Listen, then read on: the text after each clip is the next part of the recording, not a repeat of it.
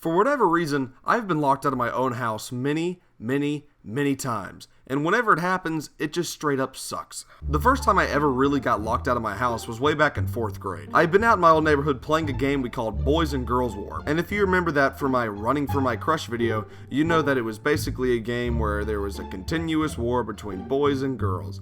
Anyways, so I was out playing Boys and Girls War, and we got to this point where we couldn't find the girls. So, me, Grayson, and Philip walked back to my house. We tried to open the door, but of course, it was locked.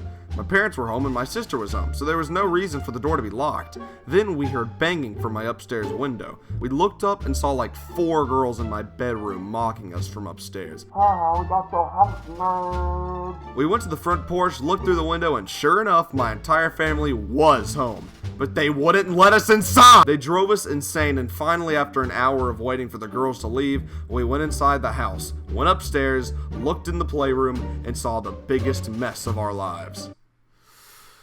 Another time I got locked out was about 2-3 years ago. So I had Mitch and Cam over, and we had just come back from a wonderful trip to McDonald's. We got back to my house and realized that we were locked out. Both of my parents were not available to come home and give a key, so we had to make up a plan. First, we got this ladder and set it up, which was a lot harder than it sounds. Then we set it up on my roof. We climbed the ladder and went to my upstairs window.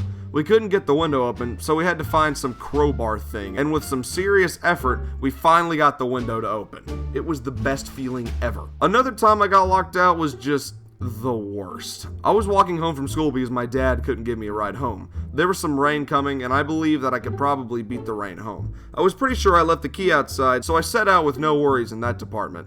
Well, I didn't even get a block away from the school when it started to rain. I stood under some roof for a bit, and when the rain stopped, I kept going. I walked for probably a little bit more than a mile and finally got to my house. As soon as I got to my house, it began to rain. No worries, all I had to do was get the key.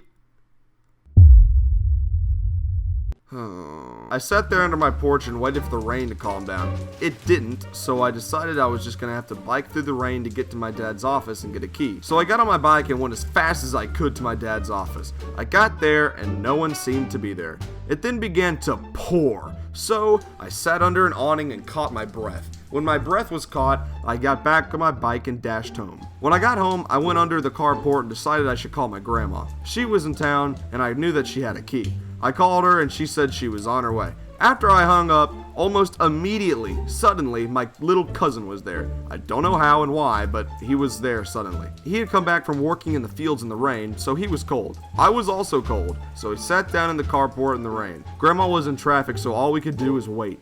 Finally, 4 hours after school had ended, Grandma showed up with the key. I thanked her, my little cousin left with Grandma, and I was finally home. Sure, being locked out sucks, it really does, but that feeling when you get in the house is legendary. It's like, yeah, I've earned this. The moral to these stories are, leave a key out. Hey guys, thank you all for watching this video. As you can see, this video is a bit more fast-paced and there was a little space in there. As you can see, this video is a little bit more fast-paced and there was little space between the last one and this one. You know what that means? Oh yeah. Thank you guys for 24,000. Yeah, bye.